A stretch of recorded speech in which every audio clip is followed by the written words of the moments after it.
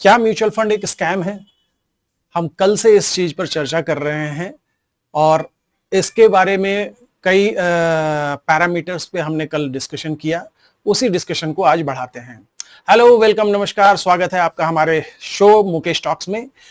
यहाँ हम बात करते हैं आपके पैसों की, पैसों को बचाने की, पैसों को बढ़ाने की, और उसी सिलसिले में म्यूचुअल फंड के बारे में हम डिस्कशन कर रहे हैं।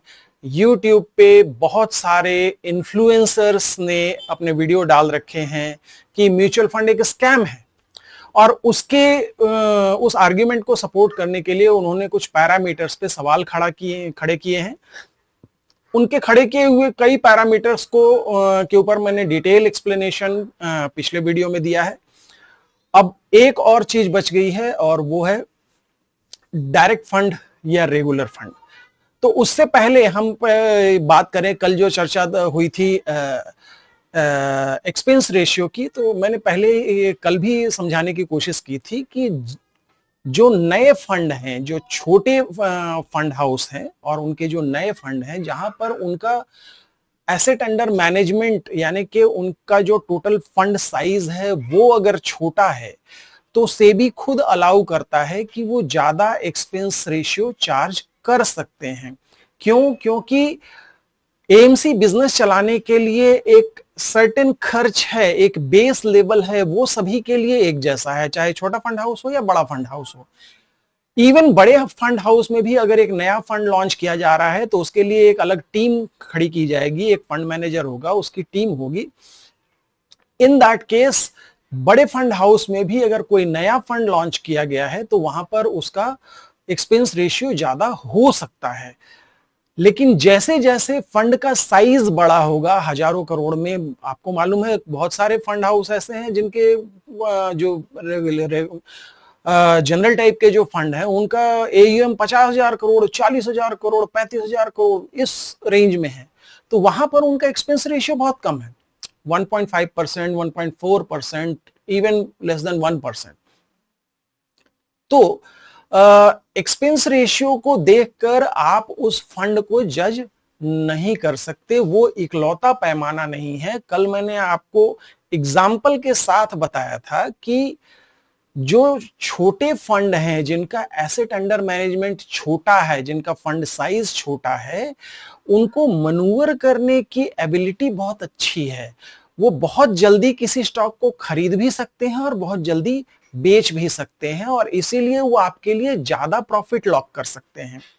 जो बड़े फंड हो जाते हैं, जिनका एसेट अंडर मैनेजमेंट बड़ा हो जाता है, डेफिनेटली वो एक स्टेबिलिटी देते हैं आपके पोर्टफोलियो को, एक कंसिस्टेंसी देते हैं, लेकिन साथ ही वो बेचारे अपने ही वजन से दबे होते हैं, उनके पास मनूवर करने का स्पेस कम होता जाता है। वो बहुत जल्दी किसी स्टॉक को खरीद भी नहीं सकते और बहुत जल्दी किसी स्टॉक को बेच भी नहीं सकते। क्यों? क्योंकि अगर बहुत जल्दी किसी स्टॉक को खरीदने की कोशिश करेंगे तो स्टॉक ऊपर चला जाएगा, स्टॉक का प्राइस फटाफट ऊपर चला जाएगा, फिर उन जिस प्राइस पे वो खरीदना चाहते उस प्राइस पे नहीं खरीद पाएंगे, तो बहुत जल्दी बहुत ज्यादा मात्रा में वो स्टॉक खरीद भी नहीं सकते।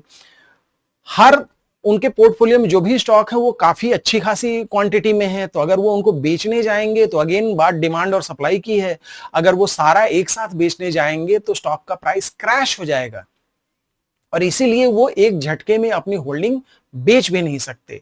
लेकिन छोटे फंड हाउस को और छोटे फंड साइजेस को ये आजादी होती है कि वो बड़ी आसानी से, मतलब उनका अगर 300 करोड़ का फंड साइज है और उसमें मान लीजिए एचडीएफसी या रिलायंस का उन्होंने शेयर ले रखा है 25-30 करोड़ का, कितना मुश्किल होगा उनके लिए एक दिन में बेचना इजीली। लेकिन वहीं एक बड़ा फंड साइज है जो करीब 35,000 या 40,000 करोड़ का फंड साइज लेके बैठा है, तो उसके पास अकॉर्डिंगली शायद 5,000 करोड़ का कोई एक शेयर होगा, अच्छे शेयर जो है ना। एचडीएफसी बैंक तो सभी के पोर्टफोलियो में होता है। क्या वो 5,000 करोड़ का शेयर एक दिन में बेच सकते हैं? इम्पॉसिबल। जैसे अगर उन्होंने कोशिश की तो एचडीएफसी बैंक का शेयर प्राइस क्रैश हो जाएगा। वो सिर्फ ब्लॉक डील में जरूर बेच सकते हैं किसी प्री डिटरमाइंड प्राइस पे, स्टॉक मार्केट में तो नहीं बेच सकते, लेकिन छोटे फंड हाउस ये कर सकते हैं। तो मैंने कल कॉन्ट्रा फंड के एग्जाम्पल से आपको बताया था कि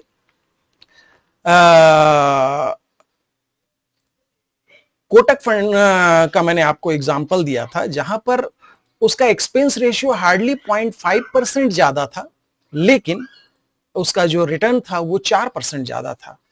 और ये मैंने आपको एग्जाम्पल के साथ दिखाया था, मैं एक बार फिर से आपको दिखाता हूं, इस चीज को देखिए।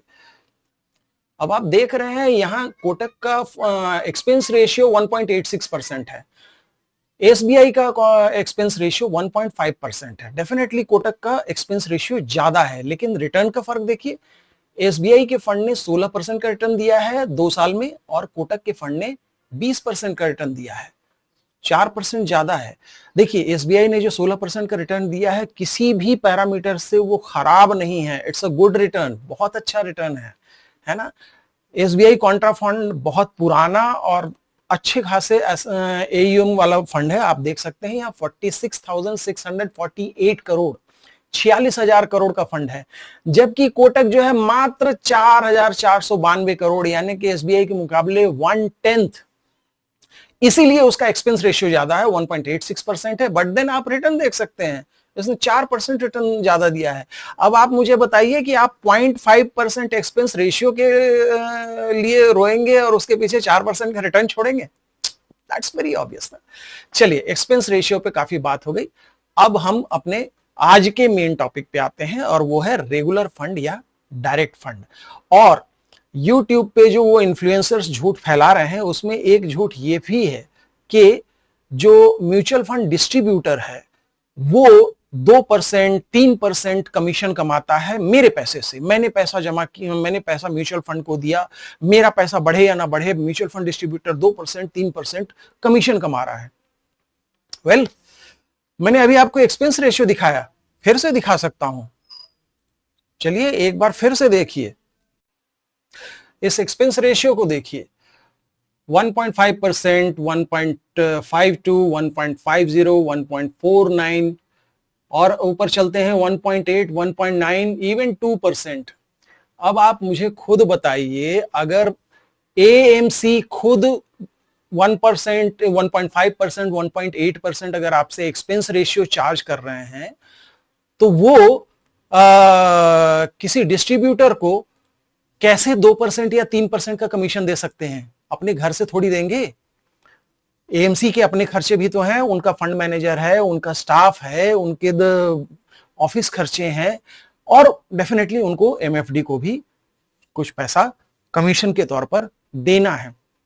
तो जब वो आपसे उतना चार्ज ही नहीं कर रहे हैं, तो कहां से वो कमीशन देंगे?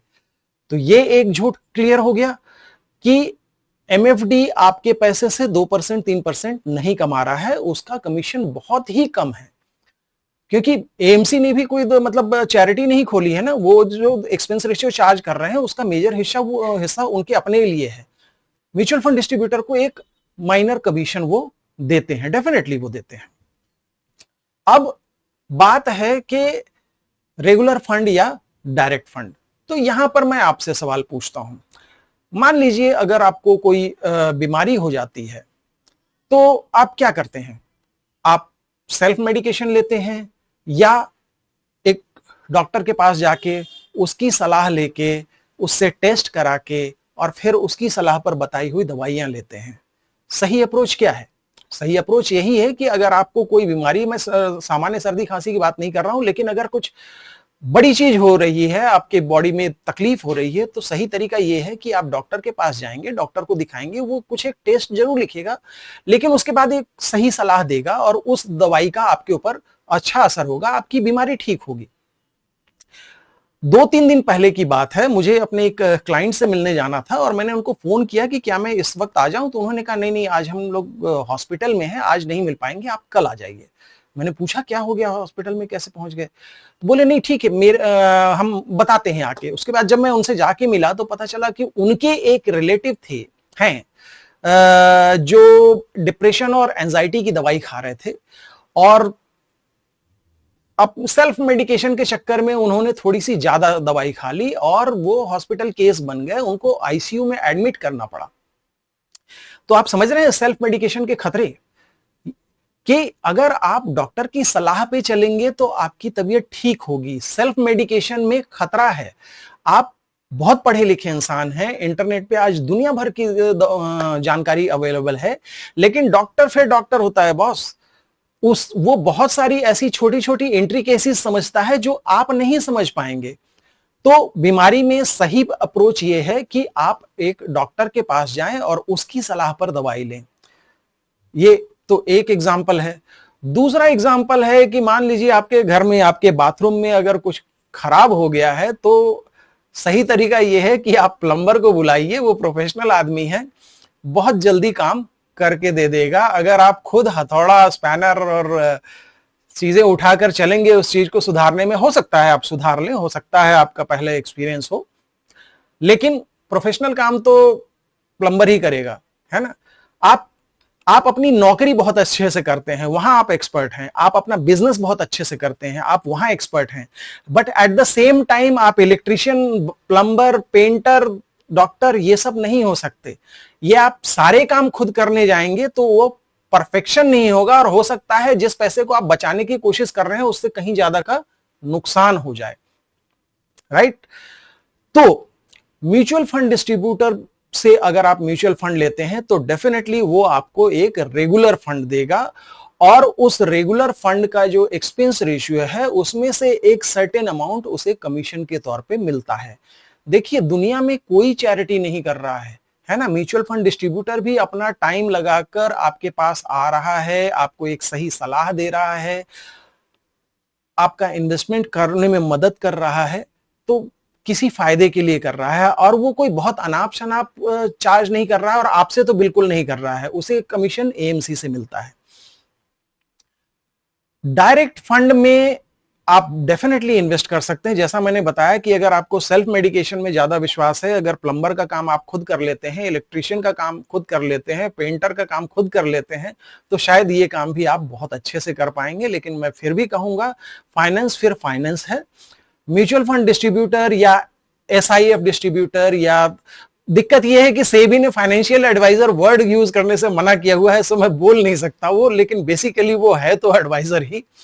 तो फिलहाल मैं यही कहूंगा, म्यूचुअल फंड डिस्ट्रीब्यूटर या एसआईएफ डिस्ट्रीब्यूटर या पीएमएस डिस्ट्रीब्यूटर, जितने भी फाइनेंशियल प्रोडक्ट हैं, उसके लिए जो आदमी आपके पास आ रहा है इन्वेस्टमेंट आपसे करवाने के लिए, वो एक उसी फील्ड का आदमी है। और आपको मालूम है कि ये जितने मैंने नाम लिए सभी के लिए सेबी मैंडेटेड एग्जाम उसे क्लियर करना जरूरी है ना। वो ऐसे ही किसी ने वन फाइन डे किसी ने सोचा कि नहीं मैं फाइनेंशियल एडवाइजर बनूंगा और उसने काम शुरू कर दिया, ऐसा नहीं है ना। हर एक कैटेगरी के लिए एक एग्जाम है जो क्लियर करना होता है, उसके बाद सेबी का लाइसेंस मिलता है। तो जो बंदा ये काम कर रहा है वो आपको ज्यादा सही सलाह दे पाएगा। मेरे खुद के बहुत सारे क्लाइंट्स हैं, आज से 5 साल पहले जब मैंने काम शुरू किया था तो मैं उन्हें जानता तक नहीं था, लेकिन आज उन सभी से एक फैमिली रिलेशन टाइप का बन गया है, एक इमोशनल बॉन्ड बन जाता है, एक इमोशनल टच बन जाता है। साथ ही वो डिस्ट्रीब्यूटर जो है वो मार्केट से रिलेटेड बहुत सारी फाइन डिटेल समझता है, और आपके पोर्टफोलियो को मैनेज करने में, बैलेंस करने में और मैक्सिमम रिटर्न जनरेट करने में आपकी हेल्प करता है। आप डायरेक्ट फंड ले सकते हैं, लेकिन उसमें कोई इमोशनल कनेक्ट नहीं होगा, है ना। बहुत सारे आजकल ऑनलाइन प्लेटफॉर्म है, ग्रो है, जेरोधा है, देयर आर सो मेनी, जहां आप डायरेक्ट फंड ले सकते हैं। लेकिन अभी पिछले 1 साल से मार्केट ने नेगेटिव रिटर्न दिया है। मुझे बताइए कितने डायरेक्ट फंड वाले अभी तक मार्केट में टिके होंगे? सब भाग गए होंगे, ठीक है। जबकि म्यूचुअल फंड डिस्ट्रीब्यूटर ने के साथ अगर आप जुड़े होते हैं तो वो समय से पहले, मार्केट के कोर्स करेक्शन से पहले ही उसने आपके पोर्टफोलियो को इस तरह एडजस्ट कर दिया होता कि मार्केट गिरने के बावजूद आपका लॉस ना हो। तो मैंने आपको एग्जाम्पल के साथ बताया कोटक और एसबीआई के कॉन्ट्रा फंड के केस में कि मात्र 0.5% का एक्सपेंस रेशियो ज्यादा था, लेकिन रिटर्न में 4% का डिफरेंस था। तो म्यूचुअल फंड डिस्ट्रीब्यूटर जो है वो आपके पोर्टफोलियो में बहुत सारे अनदेखे वैल्यू ऐड करता है, जो आप डायरेक्ट करने जाएंगे तो शायद ना हो पाए। मैं आप लोगों की स्किल और आपके नॉलेज पे कतई कोई सवाल नहीं उठा रहा हूं। अगर मेरे इतना बताने के बाद भी अगर आपको लगता है कि डायरेक्ट फंड ही आपके लिए अच्छा है, तो फिर डायरेक्ट फंड आपके लिए अच्छा है। लेकिन म्यूचुअल फंड डिस्ट्रीब्यूटर या एसआईएफ डिस्ट्रीब्यूटर या पीएमएस डिस्ट्रीब्यूटर जो फाइनेंशियल एडवाइस के साथ आपके पास आ रहा है, वो आपका एक बड़ा हितैषी साबित हो सकता है। तो फैसला आपको करना है। यूट्यूब पे बड़े बड़े इन्फ्लुएंसर्स के जो वीडियोस हैं जो कहते हैं कि म्यूचुअल फंड स्कैम है, उस झांसे में मत आइए, उस बहकावे में मत आइए। उन लोगों को तो सिर्फ अपने व्यूज बढ़ाने हैं और इसलिए वो एक कैची लाइन लिख देते हैं कि म्यूचुअल फंड स्कैम है। प्लीज उस झांसे में ना आइए। म्यूचुअल फंड ने आज तक जितना जैसा रिटर्न दिया है अभी तक, वैसा किसी बैंक एफडी या किसी ट्रेडिशनल इन्वेस्टमेंट एवेन्यू ने नहीं दिया है। अगर आपको मेरी बात सही लग रही है तो प्लीज इस वीडियो को लाइक कीजिए, अपने दोस्तों के साथ शेयर कीजिए और चैनल को सब्सक्राइब जरूर कीजिए। देखिए, यूट्यूब चैनल को सब्सक्राइब करने के कोई पैसे नहीं लेता, it is absolutely free of charge. लेकिन जब लोग हमारे साथ, हमारे चैनल के साथ जुड़ते हैं तो हमें भी हौसला मिलता है कि आपके फायदे के लिए नई नई जानकारी हम ला सकें। तो आज के लिए इतना ही। अगले वीडियो में फिर मिलेंगे एक नई जानकारी के साथ। तब तक बाय। हाँ, एक और चीज बताना भूल गया, अगर आप मुझसे कांटेक्ट करना चाहें, मैंने पहले भी कहा है, मैं एक certified authorised mutual fund distributor, SIF distributor और इंश्योरेंस एजेंट हूं। मुझसे कांटेक्ट करने के लिए यहाँ फोन नंबर दिया हुआ है, नीचे ईमेल आईडी चल रही है, आप कभी मुझसे कांटेक्ट कर सकते हैं। So that's it guys, bye bye.